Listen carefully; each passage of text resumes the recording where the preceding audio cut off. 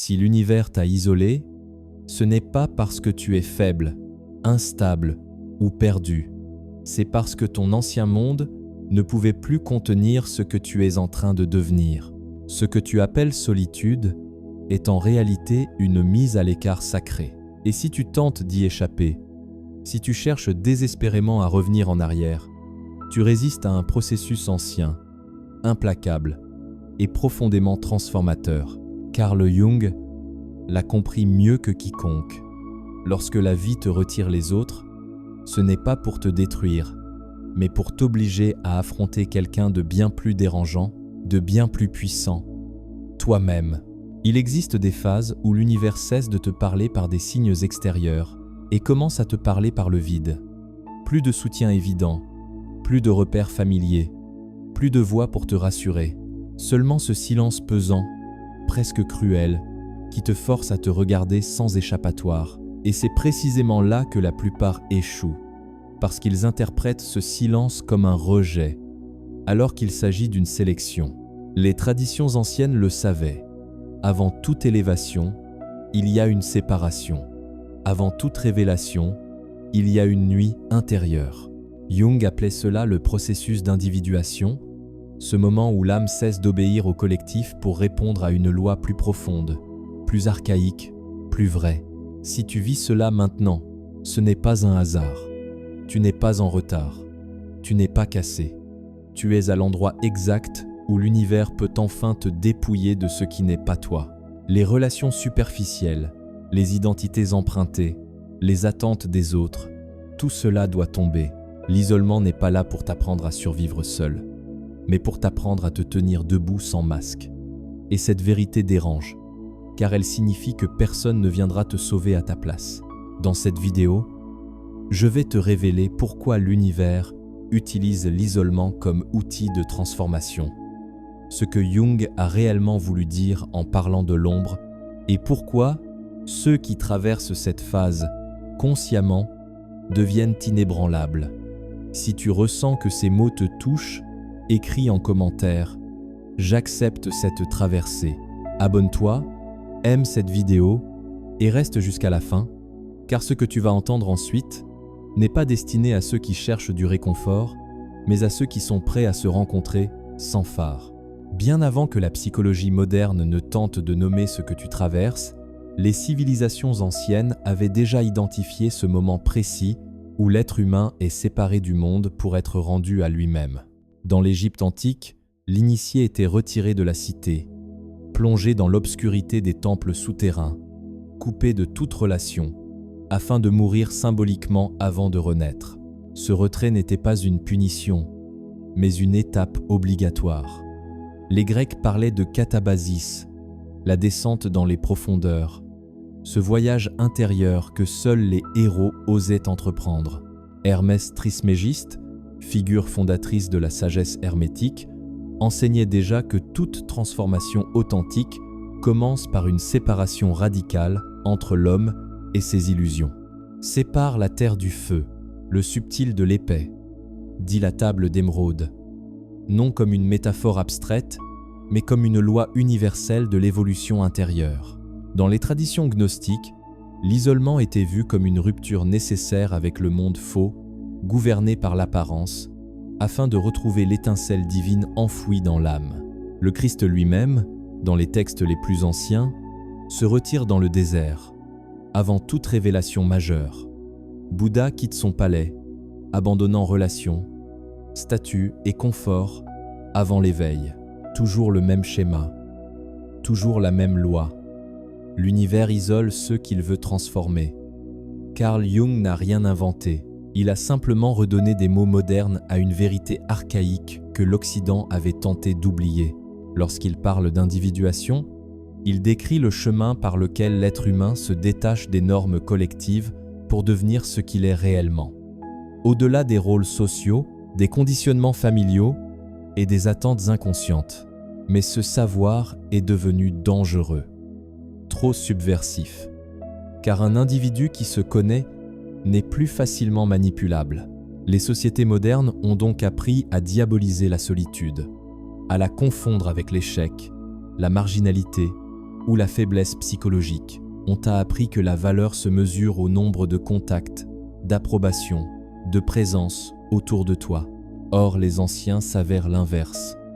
Plus l'âme approche de sa vérité, plus elle traverse des zones de dépouillement. Jung observait que les grandes crises intérieures surgissent souvent lorsque l'individu ne peut plus vivre selon les attentes extérieures sans se trahir profondément. L'isolement devient alors une réponse inconsciente de la psyché pour protéger l'essentiel. Notre époque souffre précisément de ce refoulement. Les blessures modernes ne viennent pas seulement du manque de liens, mais de liens faux, maintenus par peur du vide intérieur. L'univers, lui, ne négocie pas. Lorsqu'il isole, il force l'arrêt. Il brise les illusions de sécurité collective pour ramener l'individu face à son noyau. Ce savoir n'a pas été perdu par hasard. Il a été étouffé parce qu'il donne une clé que peu sont prêts à utiliser. Comprendre que la solitude n'est pas l'opposé de la vie, mais le seuil de la vérité. Et ce seuil, aujourd'hui encore, reste réservé à ceux qui osent ne plus fuir le silence. Lorsque l'univers t'isole, il ne t'enlève rien d'essentiel. Il révèle ce qui ne l'était pas. Mais cette révélation est brutale, car elle agit comme un miroir sans pitié. Carl Jung expliquait que tant que l'individu reste fondu dans le collectif, il peut se mentir à lui-même sans conséquence apparente. Il emprunte des valeurs, des désirs, des identités qui ne sont pas les siens, et il les confond avec sa personnalité. L'isolement surgit précisément lorsque cette confusion devient dangereuse pour l'âme. C'est à ce moment que la psyché déclenche une rupture. Les relations se distendent, les soutiens disparaissent, les repères s'effondrent, non pas par cruauté cosmique, mais par nécessité intérieure. Jung appelait cela l'appel de l'individuation. Ce processus par lequel l'être humain cesse d'être une copie acceptable pour devenir une totalité vivante, même inconfortable. L'univers agit alors comme un alchimiste sévère. Il retire le bruit pour faire apparaître la substance. Et cette substance, c'est toi, sans décor, sans validation, sans distraction. Imagine un métal impur plongé dans le feu. Tant que la chaleur est faible, les scories restent mêlées à la matière. Mais lorsque la température augmente, ce qui est faux remonte à la surface et doit être retiré. L'isolement est ce feu. Il intensifie tout ce que tu portes déjà. Les peurs deviennent plus audibles, les manques plus visibles, les blessures plus présentes. C'est pour cela que tant de personnes interprètent cette phase comme une descente aux enfers. Elles ne comprennent pas que ce qu'elles ressentent n'est pas créé par la solitude, mais révélé par elles. Jung insistait sur ce point. L'ombre ne naît pas dans l'isolement, elle s'y manifeste. Et ce que tu refuses de voir en toi cherche toujours une issue, souvent à travers des relations toxiques, des dépendances affectives ou une agitation permanente. L'univers t'isole donc pour interrompre ce cycle. Il te prive de l'extérieur pour t'empêcher de projeter ton chaos intérieur sur les autres. C'est une mise en quarantaine psychique, une protection, autant pour toi que pour le monde. Car un être qui ne s'est jamais rencontré agit à partir de ses fractures inconscientes. Jung observait que les conflits humains, individuels comme collectifs, sont presque toujours le résultat d'ombres non reconnues. Tant que tu peux te perdre dans les autres, tu évites ce face-à-face. Mais lorsque l'univers ferme les portes, il te force à rester seul avec tes pensées, tes contradictions, tes désirs inavoués. Et c'est là que commence le véritable travail. Ce travail n'est ni confortable ni rapide. Il ressemble à une traversée nocturne sans carte. Tu avances à tâtons, guidé non par la certitude, mais par une intuition fragile.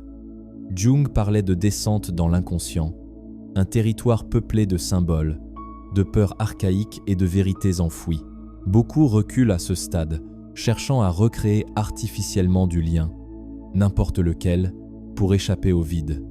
Mais ceux qui tiennent comprennent peu à peu que ce vide n'est pas absence, mais gestation.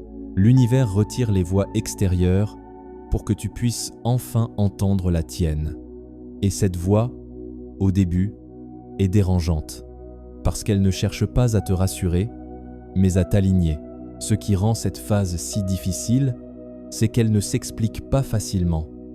Tu ne peux pas la justifier socialement. Tu ne peux pas la montrer comme une réussite. Elle ne produit aucun signe visible de progrès immédiat. Et pourtant, c'est là que se joue tout. Jung disait que l'arbre qui veut toucher le ciel doit d'abord plonger ses racines dans l'obscurité. L'isolement est cette plongée, une tension silencieuse entre ce que tu as été et ce que tu refuses encore de devenir. Et tant que cette tension existe, l'univers maintient la séparation, non par indifférence, mais par précision. Ce que peu de personnes comprennent, c'est que l'isolement imposé par l'univers n'est pas seulement une phase psychologique, mais un mécanisme symbolique profondément enraciné dans l'inconscient collectif. Jung l'a observé à travers les mythes, les rêves et les archétypes. Lorsque l'individu s'approche d'un seuil intérieur majeur, la vie reproduit toujours le même schéma. Le héros est séparé, l'initié est retiré, le futur sage est mis à l'écart, non parce qu'il est défaillant, mais parce qu'il devient incompatible avec l'ancien ordre. L'univers ne tolère pas les métamorphoses à moitié. Il exige une rupture nette, presque violente, entre ce que tu montres au monde et ce que tu es appelé à incarner. C'est ici que naît l'un des plus grands malentendus modernes. On te fait croire que l'isolement est un problème à résoudre rapidement, un symptôme à faire disparaître. On t'encourage à te distraire, à te reconnecter coûte que coûte, à combler le vide.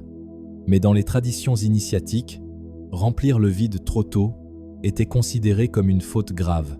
Le vide est un espace sacré. C'est là que l'ancienne identité se dissout.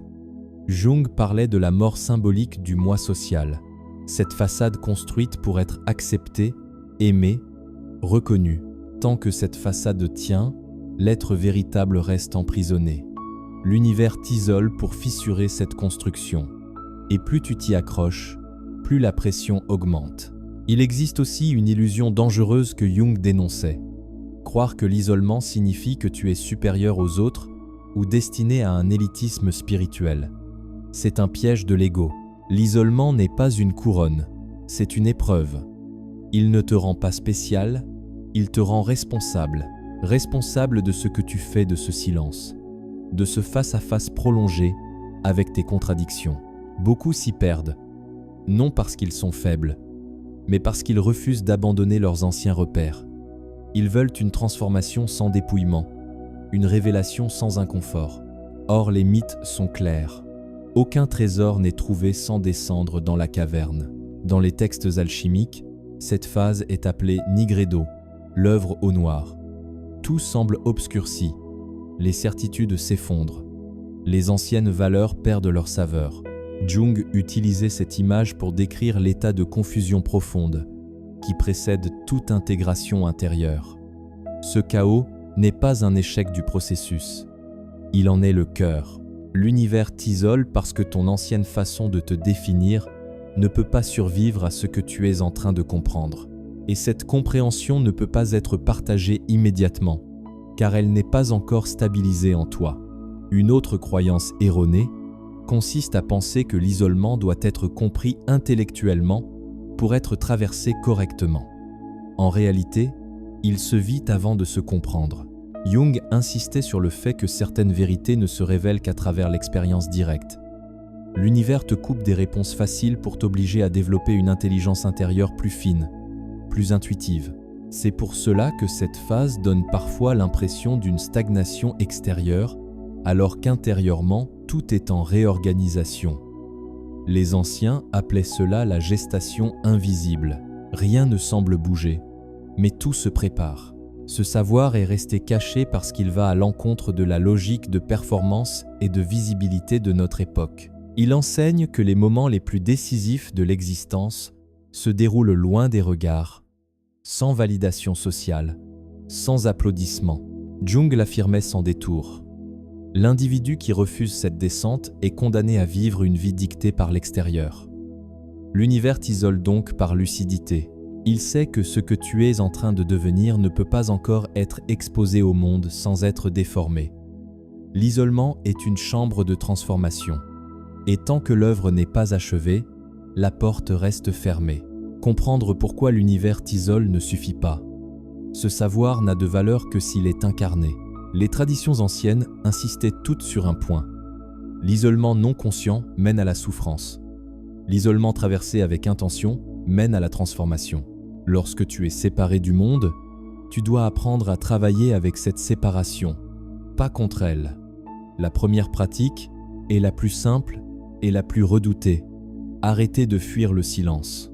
Chaque jour, réserve un moment, sans distraction, sans musique, sans écran, sans voix extérieure.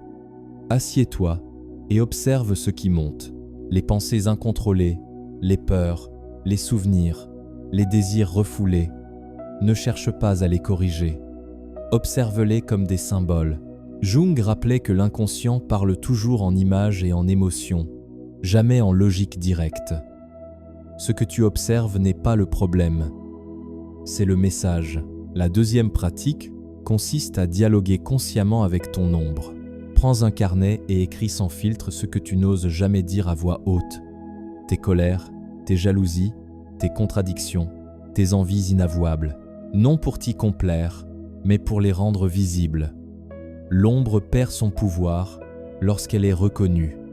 Les anciens alchimistes disaient que ce qui est nommé cesse d'empoisonner dans l'obscurité.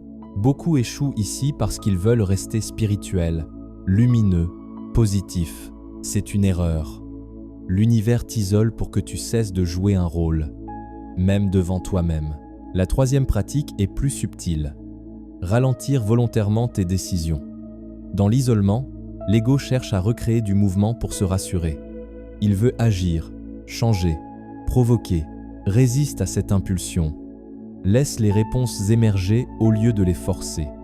Jung expliquait que l'âme a son propre rythme et que la précipitation est souvent une forme déguisée de peur. Lorsque tu ralentis, tu permets à une intelligence plus profonde de se manifester. Tu commenceras à sentir quand une action vient de l'alignement plutôt que du manque. Il existe cependant des pièges majeurs. Le premier est de te croire condamné à rester isolé indéfiniment. L'isolement n'est pas une identité, c'est un passage. Le second est de nourrir une amertume silencieuse contre le monde, comme si les autres t'avaient abandonné volontairement. Cela te maintient dans une posture de victime et bloque la transformation. L'univers n'isole jamais pour punir, mais pour préparer. Et cette préparation exige responsabilité et discipline intérieure. Pour ancrer ce travail, utilise cette phrase mot de passe, ce mantra symbolique que tu peux répéter lorsque le doute revient. Je traverse le silence pour rencontrer ma vérité. Répète-la lentement, consciemment. Elle agit comme un rappel. Tu n'es pas perdu, tu es en transition. Lorsque ces pratiques sont appliquées avec régularité, quelque chose change subtilement. Le silence devient moins hostile. La solitude cesse d'être un manque et devient un espace. Et dans cet espace, une nouvelle stabilité intérieure se construit.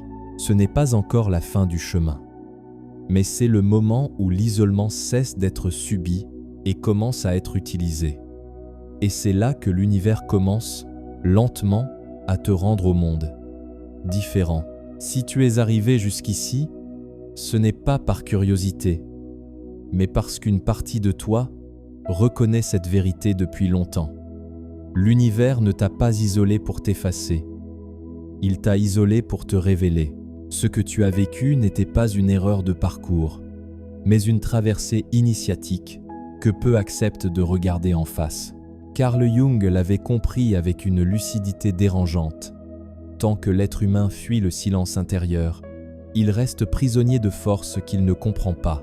Mais celui qui accepte de rester seul assez longtemps découvre que cette solitude n'était pas vide, elle était habitée par quelque chose de plus vaste que ses peurs. Retiens ceci avec précision.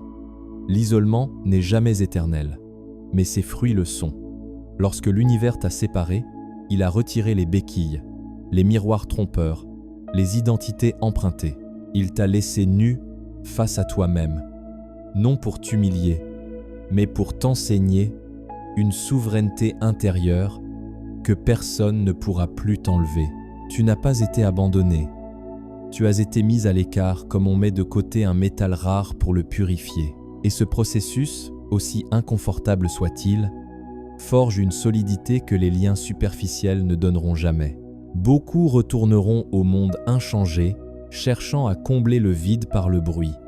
Mais toi, si tu as compris ce message, tu sais désormais que le silence avait une fonction. Il t'a appris à t'écouter, il t'a appris à ne plus mendier l'extérieur. Il t'a appris que ta valeur ne dépend pas de la présence des autres, mais de ton alignement intérieur. C'est cela, la véritable individuation dont parlait Jung. Devenir entier, même seul, pour pouvoir ensuite être juste, même entouré. Avant de fermer cette vidéo, grave cette phrase en toi comme une vérité à méditer. L'univers n'isole que ceux qui sont prêts à se rencontrer. Si ces mots résonnent, écris-les en commentaire pour ancrer cette compréhension. Partage cette vidéo avec ceux que tu sens en pleine traversée silencieuse et abonne-toi si tu veux continuer ce chemin de lucidité et de transformation. Car maintenant tu le sais, ce que tu appelais solitude était en réalité le seuil de ta puissance intérieure.